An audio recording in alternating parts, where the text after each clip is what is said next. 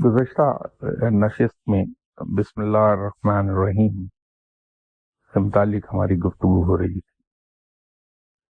میں نے یہ عرض کیا تھا کہ آئندہ نشست میں بسم اللہ الرحمن الرحیم کے بارے میں زیادہ تفصیل سے بات کریں گے. جناب عطار رضی اللہ تعالی عنہ سے روایت ہے کہ بسم اللہ الرحمن الرحیم پہلی مرتبہ جو یہ اتاری گئی یا وجود میں آئی تو وہ اس طرح سے تھی کہ رب تعالیٰ نے لوح و قلم تخلیق کیے اور قلم کو حکم دیا کہ وہ لوح محفوظ پر تحریر کر دے. تو اس حکم کی تعمیل میں قلم سے جو سب سے اولین کلمات نکلے وہ بسم اللہ الرحمن الرحیم تھے، اور وہ لوح محفوظ پر سب سے پہلے تحریر کیے گئے، اور اس کے بعد پھر بحکم تعالی لوح محفوظ پر ازل سے ابد تک کے تمام واقعات محفوظ کر دیے گئے. اسی روایت کے مطابق جب بسم اللہ الرحمن الرحیم تحریر کیا گیا تو اس تحریر سے پہلے ہوائیں بہت زور سے چل رہی تھیں، لیکن جو ہی اس کی تحریر شروع ہوئی تو ہواؤں کا چلنا بند ہو گیا، ادھر رک گئیں.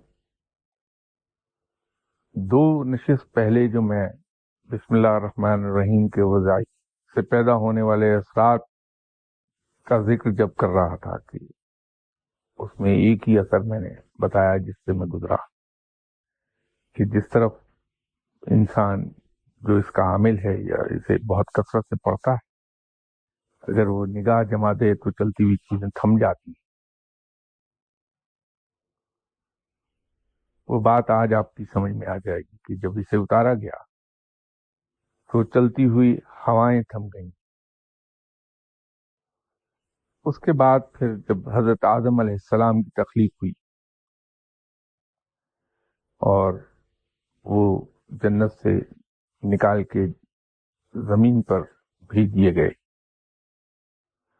تو یہاں سب سے پہلے حضرت آدم علیہ السلام پر بسم اللہ الرحمن الرحیم نازل ہوئی. اس لیے حضرت آدم علیہ السلام نے یہ فرمایا کہ میری امت میں جو لوگ بسم اللہ الرحمن الرحیم کو پڑھتے رہیں گے ان پر ہمیشہ سلامتی رہی. یہ حضرت آدم علیہ السلام کا فرمان ہے.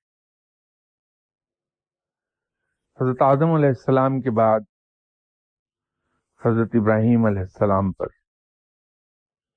بسم اللہ الرحمن الرحیم اتاری گئی. جب حضرت ابراہیم علیہ السلام منجنیق کے پلڑے میں بیٹھے تھے اور آگ دہک رہی تھی تو وہاں حضرت ابراہیم علیہ السلام پر یہ بسم اللہ الرحمن الرحیم نازل ہوئی. آپ نے اسے وہاں تلاوت کیا تو وہ آگ اللہ کے حکم سے ٹھنڈی ہو گئی، لیکن اس کے بعد بسم اللہ الرحمن الرحیم اٹھا لی گئی. حضرت ابراہیم علیہ السلام کے بعد بسم اللہ الرحمن الرحیم حضرت سلیمان علیہ السلام پر اتاری گئی. تو جس وقت بسم اللہ الرحمن الرحیم حضرت سلیمان علیہ السلام پر اتاری گئی تو سب فرشتے تمام پکار اٹھے تھے کہ آج آپ کی حکومت مکمل ہو گئی. لیکن پھر یہ حضرت سلیمان علیہ السلام سے بھی اٹھا لی گئی. ایک اور روایت کے مطابق بسم اللہ الرحمن الرحیم حضرت موسیٰ علیہ السلام پر بھی اتاری گئی تھی، اور اسی کی برکت سے حضرت موسیٰ علیہ السلام ان تمام جادوگروں کا مقابلہ کر پائے تھے. لیکن یہ روایت کچھ زیادہ مضبوط نہیں ہے. پھر یہ بسم اللہ الرحمن الرحیم آپ صلی اللہ علیہ وسلم پہ اتاری گئی، اور آپ صلی اللہ علیہ وسلم کی چونکہ کئی حیثیتیں ہیں، کئی آپ کی ڈسٹنکشنز موجود ہیں، اور ان میں سب سے بڑی تو یہ ہے کہ آپ صلی اللہ علیہ وسلم محبوب خدا ہیں. اسی لیے تمام پیغمبروں سے زیادہ معجزات آپ صلی اللہ علیہ وسلم کو عطا ہوئے ہیں. آپ کی تمام زندگی معجزات سے عبارت ہے. پھر آپ صلی اللہ علیہ وسلم کو ایسے معجزات بھی عطا ہوئے جو زندہ معجزات ہیں. دوسرے پیغمبروں کو جو معجزات عطا ہوئے وہ تو ان پیغمبروں کے دنیا سے اٹھ جانے کے بعد وہ معجزات بھی ختم ہو گئے. لیکن آپ صلی اللہ علیہ وسلم کو عطا ہونے والے کچھ معجزات ایسے ہیں جو آج تک قائم ہیں, وہ زندہ ہیں. جیسے قرآن پاک, یہ بذات خود ایک بڑا معجزہ ہے جو عطا ہوا تھا, اور وہ معجزہ آج بھی جاری و ساری ہے. اسی طرح بسم اللہ الرحمن الرحیم آپ صلی اللہ علیہ وسلم کے بعد بھی قائم ہے. اب اس کو پڑھنے کے کئی طریقے ہو سکتے ہیں. ایک تو بڑا سمپل اور سیدھا سادہ سا طریقہ ہے جس میں کوئی زیادہ مشقت انوالو نہیں ہے, اور کیونکہ ہم پاکستانی مسلمانوں کو کام وہی پسند آتا ہے جس میں مشقت بالکل نہ ہو, اس لیے امید تو یہی ہے کہ آپ کو یہی بھائے گا کہ آپ عشاء کی نماز کے بعد اگر ایک تسبیح بسم اللہ الرحمن الرحیم کی پڑھ لیں اور اس میں ناغہ نہ آنے دیں, پڑھتے چلے جائیں, تو اس کے اثرات ملنے لگتے ہیں. لیکن اس ضمن میں میں یہ گزارش کر دوں کہ یہ رویہ نہ رکھیے کہ پہلے دن ایک تسبیح پڑھنے کے بعد آپ دیکھ رہے ہیں کہ دیکھو میرے دیکھنے سے کون سی دیوار گرتی ہے اور کون سا آدمی دوڑتا ہوا رک جاتا ہے.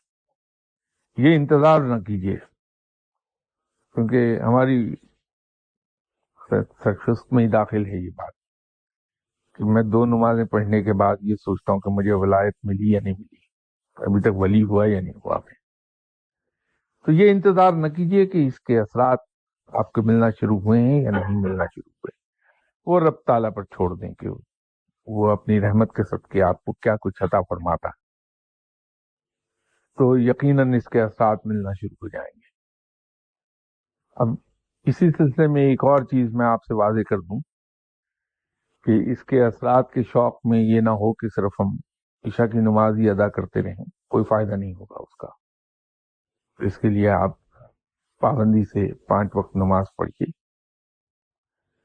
اور اس کے ساتھ ساتھ 2-3 چیزوں سے قطعی طور پہ پرہیز کر لیجیے, ان کے قریب سے بھی نہ گزریں. ایک تو کسی کی غیبت مت کیجیے, کسی کے عیبوں سے پردہ نہ اٹھائیے بلکہ پردہ ڈال دیں. اور دوسرا یہ ہے کہ کسی شخص کے بارے میں دل میں قطعی طور پہ کسی طرح کا کوئی کینہ, بغض یا گلا شکوہ نہ رکھیے. شکایتیں نہ ہوں دل میں آپ کے.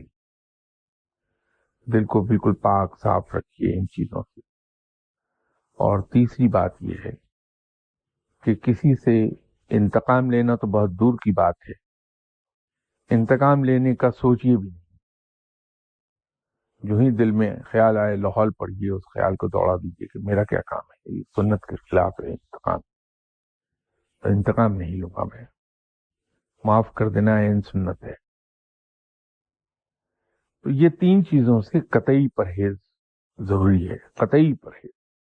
ان چیزوں کے قریب بھی مت جائیے.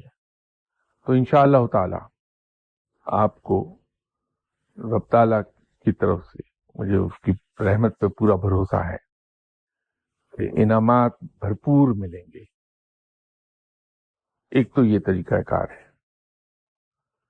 دوسرا, عمل اور وظیفے کی شکل اختیار کر جائے گا, اور اس میں پابندیاں بے پناہ ہو جائیں گی آپ پہ. وہ یہ ہے کہ اس کو 786 مرتبہ عشاء کی نماز کے بعد پڑھیے, اور بغیر کسی سے گفتگو کیے سو جائیے. 10 منٹ کے لیے آپ سوئیں, سو جائیے، اس کے بعد اٹھ کے جو چاہے کرتے رہیے، لیکن اس کے پڑھنے کے بعد گفتگو نہیں کرتے. تو یہ 40 دن تک کرنا پڑتا. لیکن اس کے بعد یہ مت سمجھیے کہ 40 دن کر لیا تو ساری عمر بیٹھ کے آپ اس کا پھل کھاتے رہیں گے. یہ وقت کے ساتھ ساتھ کمزور ہوتا جائے گا. تو پھر طریقہ کار یہ ہوتا ہے کہ اس کو آپ 70 ٹائمز ڈیلی پڑھنا شروع کر دیتے، تو وہ چلتا رہتا ہے سلسلہ اس کا. یہ اس میں جو پرہیز ہے وہ یہ ہے کہ ایک تو بیف مت کھائیے، بڑا گوشت گائے کا. دوسرا، ایسی مچھلی جس سے کوئی اسمیل آ رہی ہو وہ نہ کھائیے. لہسن نہیں کھائیے، پیاز نہیں کھائیے، وائٹ مولی نہیں کھائیں. ریڈش بے شک کھا لیجیے کیونکہ اس میں اسمیل نہیں ہوتی. ان چیزوں سے دور رہنا پڑے گا. اور آف کورس جو چیزیں ممنوعات میں سے ہیں، شراب ہے یا سور کا گوشت ہے، ایسی چیز. اور جو پہلی 3 باتوں سے میں نے آپ کو منع کیا وہ بھی بنیادی شرط ہیں اس کی، یہ نہ کیجیے. تو 40 دن کے بعد اللہ سے امید ہے کہ آپ کو اس کے احساس مل جائیں گے. یہ تو علمی چیز تھی، لیکن اس کے آخر پر میں ایک گزارش آپ سے اپنی طرف سے کرنا چاہتا ہوں. اس کو سب پڑھیے، ضرور پڑھیے، لیکن صرف یہ سمجھ کے کہ رب تعالیٰ کی طرف سے اتاری ہوئی ایک بہت بڑی نعمت ہے یہ. لیکن اس سے کسی قسم کی کوئی فائدے کا حصول ذہن میں نہ رکھیے، کیونکہ میرے نزدیک وہ کوئی زیادہ مستحسن چیز نہیں ہے کہ کلام الہی کو کسی دنیاوی کام کے لیے استعمال کیا جائے، دنیاوی فائدے کے لیے استعمال کیا جائے.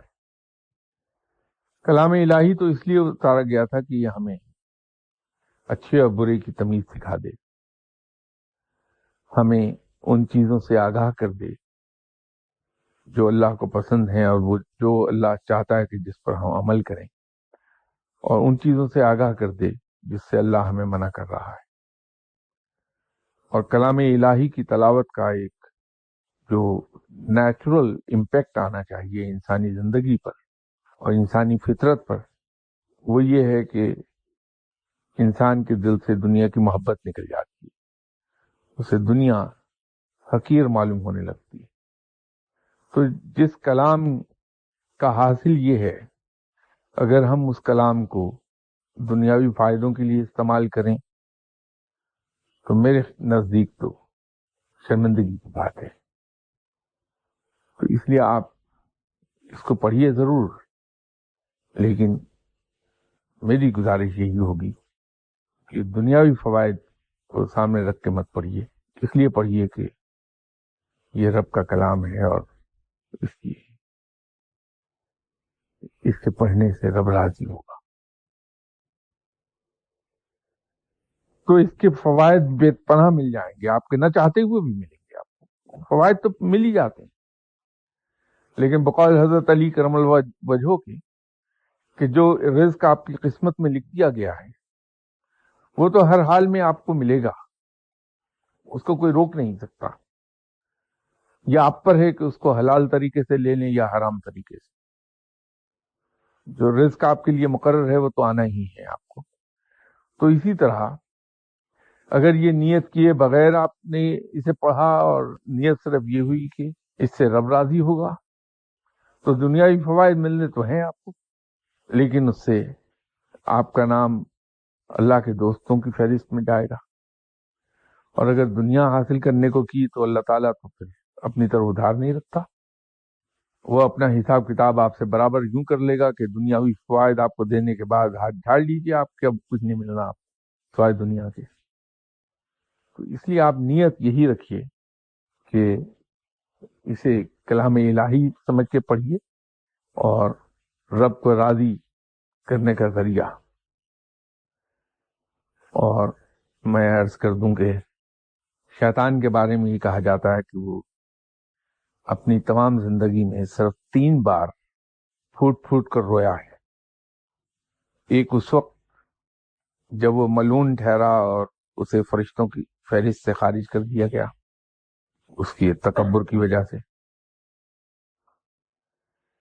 ایک اس وقت جب آپ صلی اللہ علیہ وسلم دنیا میں تشریف لائے، شیطان کو یہ معلوم تھا کہ آپ صلی اللہ علیہ وسلم جس تعلیم کو پھیلائیں گے اس میں شیطان کی کامیابی 0% ہے، اسے اپنی شکست بالکل صاف نظر آ رہی ہے، تو اس لیے آپ صلی اللہ علیہ وسلم کی پیدائش پر پھوٹ پھوٹ کے رویا تھا شیطان۔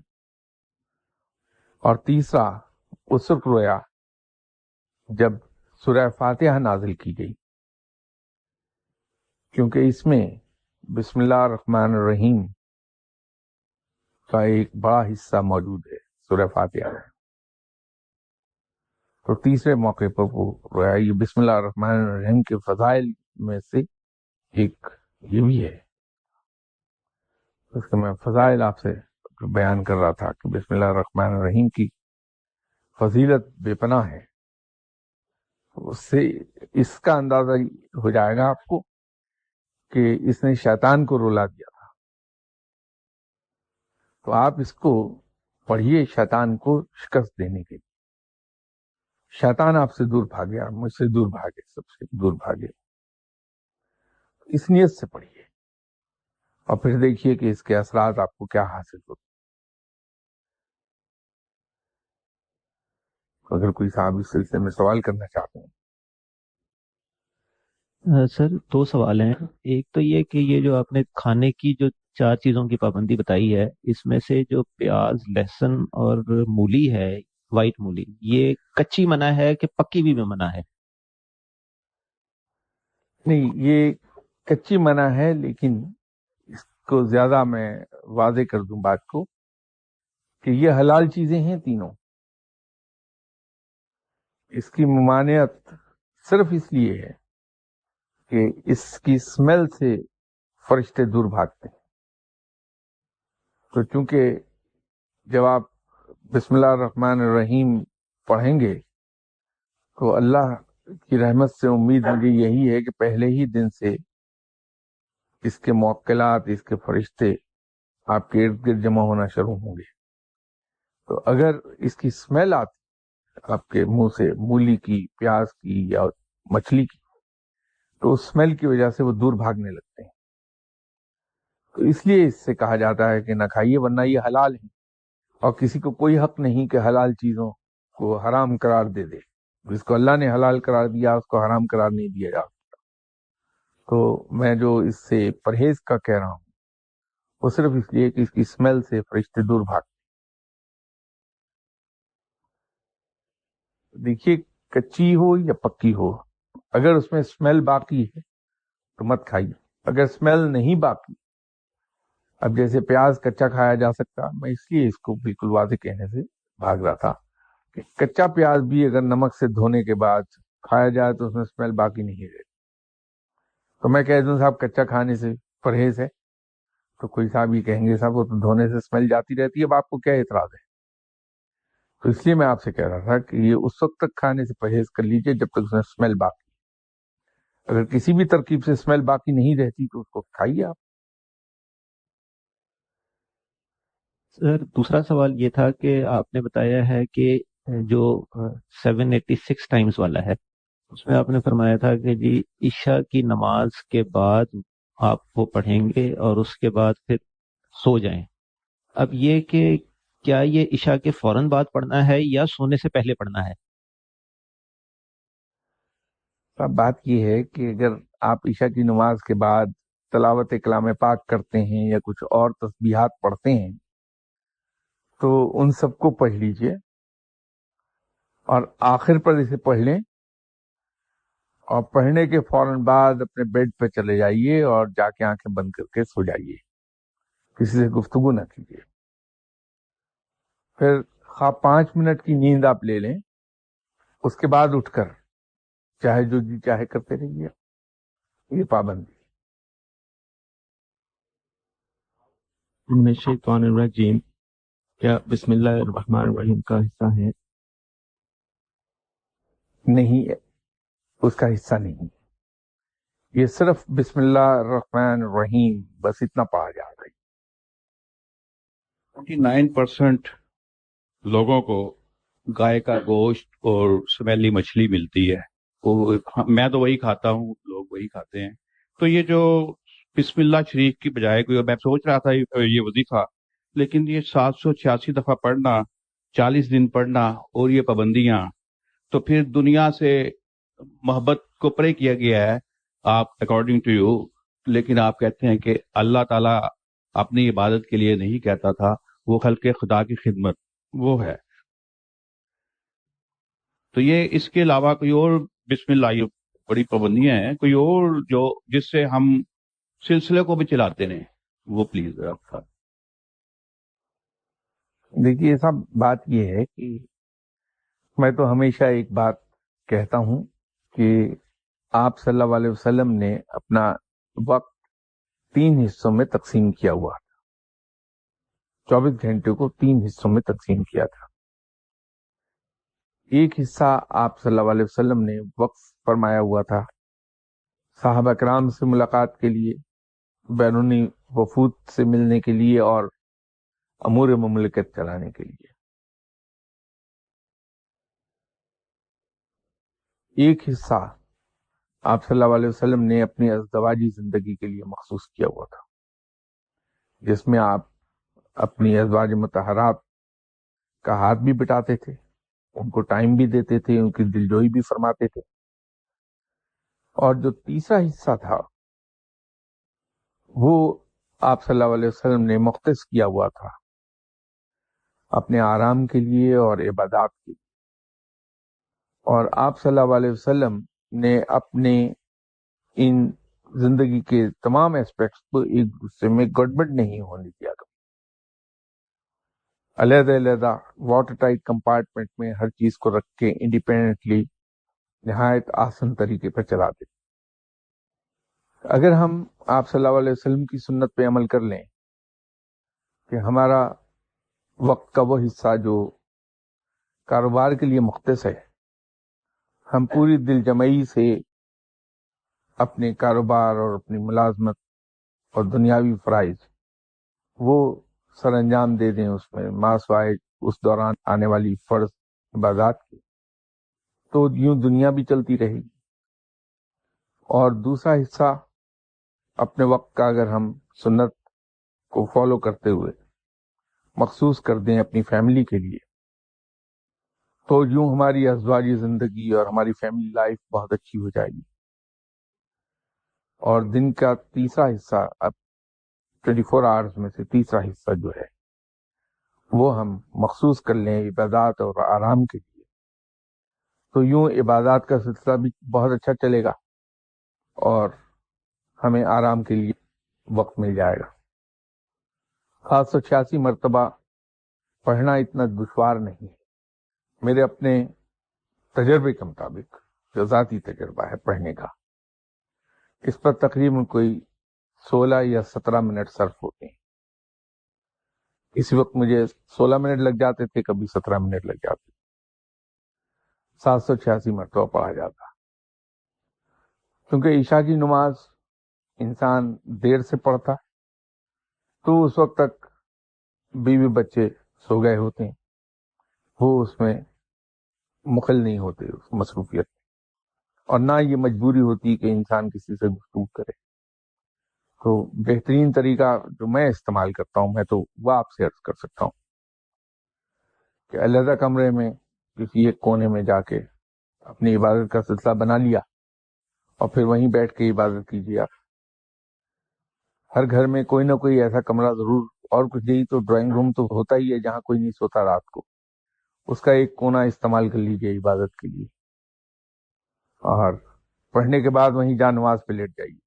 سنت بھی ہے، آپ صلی اللہ علیہ وسلم لیٹ جاتے تھے جا نماز، تو اس پہ لیٹ جائیے، سو جائیے 5 منٹ کے لیے، 10 منٹ کے لیے، تو پھر اٹھ کے اللہ اللہ کرنا شروع کر دیں یا کچھ اور کر لیجیے جو چاہتے ہیں کریں. تو آسان ہے. اور باقی رہے گی یہ بات کہ صاحب وہ آپ کو مچھلی کھانے میں وہ ملتی ہے جس میں اس کی اسمیل آ رہی ہوتی ہے، تو صاحب آپ टेंडर ना खाइए या मीडियम ना खाइए, वेल्डन खा लीजिए, वेल्डन में स्मेल नहीं रहती। हाँ, ये अंग्रेज के नक्शे कदम पे अगर आदमी चलता हुआ टेंडर खाएगा तो स्टेक अगर टेंडर खाएंगे तो उसमें ब्लड निकल रहा होता है जब आदमी खाता, तो वो मकरू है वैसी।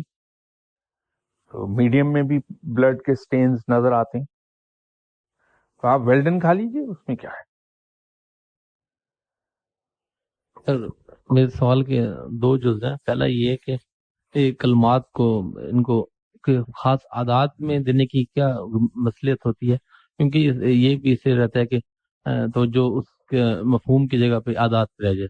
नंबर एक। नंबर दो ये था कि बाज़ जगहों पे आता है कि बिस्मिल्लाह 19 दफा पढ़ने का भी शायद कि आदात इसके 19 बनते हैं, उसकी है कुछ?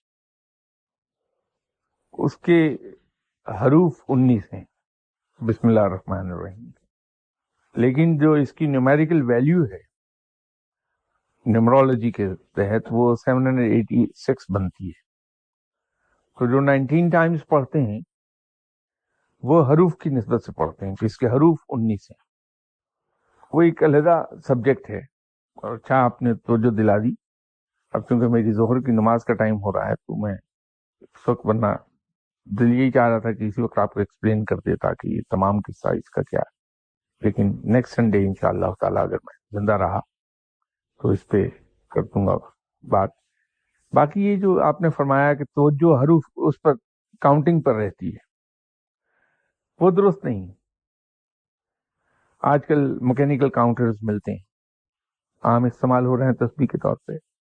उसमें सहूलत ये है कि इंसान पढ़ता चला जाता, न दिल में गिनता न जहन में गिनता, न ये फिक्र होती है कि अभी कितना हुआ कितना नहीं हुआ, पढ़ते रहिए। जैसे मैंने अर्ज किया कि अब मुझे किसी दिन 16 मिनट लग जाते थे, किसी दिन 17 मिनट लग जाते थे पढ़ने में। अब वो अंदाजा है कि इतनी देर में मैं मुकम्मल कर लूंगा, तो खुद ब खुद अंदर से एक आवाज उठती है कि मुकम्मल हो गया। तो पढ़ते पढ़ते काउंटर को एक बार देख लिया। तो आमतौर पे होता ये है कि जब वो दिल से एक आवाज आती है कि ये मुकम्मल हो गया, तो तजर्बा मेरा ये है कि वो 785 हुआ होता है उस वक्त, या 788 हो गया होता है। तो अगर 2 4 5 मरतबा फालतू पढ़ लिया तो कोई उसमें बुराई नहीं, बल्कि अच्छा है। हम तो यही करते हैं। कुछ पढ़ाइयाँ ऐसी हैं जो 10,000 से ऊपर की हैं मेरी, तो अब 10,000 हो गया तो किसी दिन मैं 80 फालतू पढ़ लेता हूँ, किसी दिन 110 फालतू पढ़े। एक मखसूस नंबर फालतू नहीं पढ़ता, वरना वो तादाद उस पर फिक्स हो जाएगी। उसको मैं वेरी करता रहता हूँ रोज, इस ख्याल से कि हो सकता है कि कहीं मैं ओमिट कर गया हूँ दरमियान में, कहीं एक बार प्रेस मुझसे ज्यादा हो गया हो, तो एहतियातन उसको 150 फालतू कर दीजिए, ताकि अगर कहीं कुछ है तो ज्यादा पढ़ने का नुकसान नहीं है, कम का अलबत्ता ये है कि वो फिर नागा कंसिडर हो जाएगा। तो आप 786 की जगह किसी दिन 790 पढ़ गए, 795 पढ़ गए, 797 पढ़ गए, 800 पढ़ गए, तो वो उससे कोई फर्क नहीं पड़ता। जहन को आजाद छोड़िए, तो काउंटर को गिनने दीजिए क्या है। और इसमें तो देर भी लगती है ना, क्योंकि बिस्मिल्लाहिर्रहमानिर्रहीम ये तकरीबन 2.5 सेकंड में अदा होगा। अब ये तो हम इत्मीनान से पढ़ते हैं, लेकिन जब वजीफा कर रहे होते हैं तो बिस्मिल्लाहिर्रहमानिर्रहीम बिस्मिल्लाहिर्रहमानिर्रहीम बिस्मिल्लाहिर्रहमानिर्रहीम यूं चलता है, तो 2 सेकंड पे आता है। आप घड़ी देखिए, ठीक 2 सेकंड आपको लगेंगे। तो अगर 2 सेकंड लगते हैं तो 1 मिनट में 30 मरतबा पढ़ा आपने, तो 786 है। अब आप देख लीजिए, तो और जब रमा हो जाएंगे तो 1 सेकंड से भी कम में जाता। ये है उसकी तरकीब। आपने फरमाया जी कि इसमें नागा नहीं आना चाहिए, तो अगर किसी वजह से किसी मजबूरी से नागा आ जाता है तो उस सूरत में कैसे होगा? और दूसरी बात यह है कि ये जो अभी आपने ये जो मौजूद लोग हैं इनको इजाज़त दे दी है पढ़ने की, तो क्या ये इजाज़त जो लोग इसकी रिकॉर्डिंग सुनेंगे उनके लिए भी होगी? कोई पढ़ ले, लेकिन उन शराइत के साथ जो शराइत मैंने वाजे कर दी। उससे भी ज्यादा एक तो नमाज पाबंदी से पढ़िए, और दूसरा वो जो 3 चीजें मैंने अर्ज की थी कि साहब किसी की गीबत न कीजिए, किसी की ऐबजोई न कीजिए, बल्कि ऑन द कॉन्ट्ररी ہر ایک کی پردہ پوشی کیجیے. ایک تو یہ ہے. دوسرا، کسی کے لیے دل میں کسی قسم کا کوئی گلا شکوہ، کوئی کینہ، کوئی کدورت وہ نہ پالیے. دل کو بالکل آئینے کی طرح صاف رکھیے. اور تیسری، انتقام لینا تو بہت دور کی بات ہے، انتقام لینے کا سوچیے بھی نہیں. ان 3 چیزوں پر پابندی بہت ضروری ہے، ادروائز کچھ حاصل نہیں ہوگا آپ کو. یہ آپ کو ایک چیز دقت سب لوگوں کے ساتھ آئے گی، جتنے بھی فقیر یا درویش لوگ ہیں، یہ غالباً بائی ہیبٹ اس چیز کو اومٹ کر جاتے ہیں. انٹینشنلی نہیں کرتے، بائی ہیبٹ کر جاتے ہیں. کیونکہ ان کے نزدیک یہ بالکل ایسا ہے، اگر میں آپ سے کہوں کہ آپ گاڑی پر کہیں چلے جائیے تو اس میں 2-3 چیزیں وی ٹیک فار گرانٹیڈ، کہ آپ گاڑی کا دروازہ کھولیں گے، گاڑی میں بیٹھیں گے، گاڑی سٹارٹ کریں گے، پھر گاڑی چلے گی، ورنہ نہیں چل سکتی. اسی طرح درویش لوگ یہ سمجھتے ہیں ذہن میں کہ کچھ بھی کام کرنا ہے تو درود شریف تو اس کا لازمی حصہ ہے، درود شریف کے بغیر کچھ ہو نہیں سکتا. ان کے نزدیک یہ لازم و ملزوم ہے، اس کے بغیر سوچا ہی نہیں جا سکتا کسی چیز کو. حتیٰ کہ قرآن پاک انسان پڑھنے لگتا ہے تو درود شریف خود بخود جاری ہو جاتا ہے. وہ آدمی غلاف اتار رہا ہوتا ہے اس کا کور، پھر اس کو کھول رہا ہوتا ہے تو اتنی دیر میں درود شریف جاری رہتا ہے، جب تک کہ آدمی اعوذ باللہ من الشیطان شروع کر دے. پھر ایک سے شروع کیجیے آپ. یہ جتنے بھی آپ تسبیحات کرتے ہیں، وظائف کرتے ہیں، عملیات کرتے ہیں، اس کے اندر یہ یاد رکھیے کہ اس کی حیثیت وہ جو ایک گیم ہوتی ہے اسنیک اینڈ لیڈر والی، اس کی سی ہے کہ آپ روز پڑھتے جاتے ہیں اور وہ آپ اوپر جا رہے ہیں. جہاں ایک ناغہ ہوا آپ واپس 0 پر چلے جائیں گے، پھر نئے سرے سے کاؤنٹ شروع کریں گے آپ. تو ایک وہ اچھا، یہ کچھ اس کی آدمی عادی بھی ہو جاتا ہے، جیسے نشے کا عادی ہوتا ہے، ہیروئن کا عادی ہو جاتا ہے بندہ. ایک پڑھائی بڑے شاہ صاحب نے بتا دی جس کی تعداد ہزاروں میں ہے، اور ایسا نہیں ہے کہ 2000 4000 5000 7000 ایسے ہو، وہ اس سے کہیں آگے ہے تعداد. روز پڑھنا ہوتی ہے اور اس کا جو دور ہے وہ بنتا ہے 10 سال اور 1 مہینے کا. تو جب وہ بتایا تھا شاہ صاحب نے کہ یہ پڑھا کرو تو ہم نے کہا یہ تو بڑا مشکل ہے، 10 سال 1 مہینہ ناغہ نہیں کرنے دینا. اور وہ ٹائم بڑا عجیب و غریب ہے، خاص طور پہ نوکری پیشہ آدمی کا، کہ دوپہر کو ظہر کے بعد پڑھنا آپ نے. تو سمجھ ہی نہیں آ رہا تھا کہ بنے گا کیا، 10 سال 1 مہینہ اور اتنی بڑی تعداد روز پڑھنی ہے. تو پہلے دن ہم نے کہا کہ چلیے، میرا خیال تھا کہ میں انشاءاللہ تعالی 2 گھنٹے میں پڑھ لوں گا. تو اس دن میں پہلے دن دفتر سے یہ کہہ کے اٹھ گیا کہ آج میں لنچ کے لیے گھر جا رہا ہوں. تو میرا خیال سٹاف نے شکر کیا ہوگا کہ یہ بلا ٹلی، اب یہ لنچ کے لیے گھر جائے گا تو کم از کم اتنے دیر تو سکون رہے گا دفتر میں. تو آ کے میں پڑھنے بیٹھ گیا ظہر کی نماز پڑھ کے. تو عصر کی نماز بھی گزر گئی، اور اس کے بعد وہ مغرب کی اذان ہوئی تو ابھی میں آخری تعداد مکمل کر رہا تھا. تو میں یہ نوکری چلے گی کیسے؟ یہ تو روزانہ اگر میں ظہر سے مغرب تک یہ وظیفہ ہی پڑھتا رہا تو دفتر والے تیسرے دن کہیں گے جاؤ میاں گھر. لیکن وہ اللہ کا کرم یہ ہو گیا کہ وہ وقت کم ہونا شروع ہو گیا کہ روانی آ گئی زبان میں. تو ہوتے ہوتے وہ 1 گھنٹے پر آ کے ٹک گیا معاملہ. تو 1 گھنٹہ تو قابل قبول ہے کہ لنچ ہوتا ہی 1 گھنٹے کا ہے. اب وہ 10 سال 1 مہینہ تھا کہ اب یہ دور مکمل کرنا ہے. ایک دن ناکہ نہ ہوں، میں تو ٹورس پہ بہت جاتا ہوں. پھر کچھ کانفرنسز ایسی ہوتی ہیں جس کے اندر بہت سینئر لوگ ہوتے ہیں، جہاں گناہ کبیرہ ہے غائب ہونا. لیکن وہ اللہ تعالیٰ نے مدد کر دی، چلتا رہا سلسلہ. لیکن جب تک وہ 10 سال پورے ہوتے وہ نشہ لگ گیا مجھ کو. تو جو ہی میں نے دیکھا کہ اب یہ 3 دن کے بعد یہ 10 سال 1 مہینہ پورا ہو جائے گا تو تعداد گھٹ کے 1/4 پہ آ جاتی ہو، کہ اگر یہ دور مکمل ہو گیا تو پھر اس کی تعداد وہ جو اس وقت ایکسیڈنگ 10,000 ہے وہ 1/4 پہ چلی جاتی. تو ایسے ہی بیٹھے ہوئے دل میں آیا کہ یہ تو تعداد کچھ بھی نہ رہی. ये तो 10 मिनट में मैं पढ़ लूंगा इसको। हमने सोचा एक नागा कर लो, फिर 0 से शुरू करते हैं। तो अब ये उन्होंने, बड़े शाह साहब किबला ने मुझे ये 78 में शायद पढ़ने को बताया था। तो अभी तक वो 10 साल पूरे होने नहीं दिए। मैं तो आखिरी 0 पे जाके एक नागा कर देता हूँ, वो फिर 0 पे चला जाता है, फिर 1 से शुरू कर देता हूँ काउंट।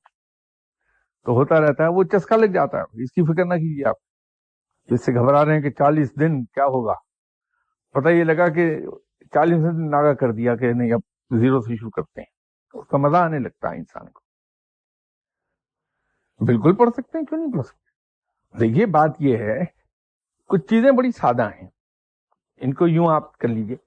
कसर नमाज है क्या? अल्लाह की तरफ से दी गई एक सहूलत है आपको, एक छूट है, एक रियायत आपको दी है रब ने। तो जैसे मैं अभी कह रहा था कि जिस चीज को अल्लाह ताला ने हलाल करार दे दिया या हराम करार दे दिया, किसी शख्स को ये इख्तियार नहीं कि उसमें कोई तब्दीली या तहरीफ कर सके। इसी तरह जो हक अल्लाह ने आपको अता फरमाया है, आपकी औलाद को अता फरमाया है, किसी को कोई हक नहीं कि उस हक को आपसे छीन ले, क्योंकि वो रब की तरफ से अता करता है। ये रियायत रब ने दी है, तो इसके अंदर किसी को हक नहीं कि वो ये कहे कि साहब जो रियायत आपको रब ने दी है उस दिन तो ये वजीफा वैलिड नहीं होगा। ये कैसे नहीं होगा? वो रियायत आपको रब ने दी है, इंसान कौन होता बोलने वाला? सर वो जो प्याज लहसुन वगैरह का परहेज जो आपने बताया था, तो प्याज के बगैर तो हंडी बनती ही नहीं, तो उसके कोई? वो शायद आपने उस पर गौर नहीं फरमाया जो मैंने अर्ज किया था कि इन चीजों की, ये हलाल चीजें हैं, मैंने पहले अर्ज किया, और किसी को कोई हक नहीं कि इसे तब्दील कर दे। इनको अगर कहा जा रहा है कि न खाइए, तो सिर्फ इसलिए कि इनकी स्मेल होती, जैसे मस्जिद में कच्चा प्याज और लहसुन खा के जाने की ममानियत है, इसी तरह पढ़ाई में आप इसे जरूर खाइए, बशर्ते कि इसमें स्मेल ना आ रही हो। जैसे मैंने प्याज की मिसाल दी थी कि अगर कच्चा प्याज खाना ही है तो उसे अगर आप नमक से धो लें तो उसकी स्मेल खत्म हो जाती है, जरूर खाइए। तो हंडिया में जब प्याज डाला जाता है, अगरचे मैं कुक नहीं हूं, लेकिन खाने का तो इत्तेफाक रोज होता है, तो हंडिया में पड़े हुए प्याज के तो पता ही नहीं चलता नामो निशान कि इसमें डाला भी गया था या नहीं डाला गया था। प्रॉब्लम क्या है?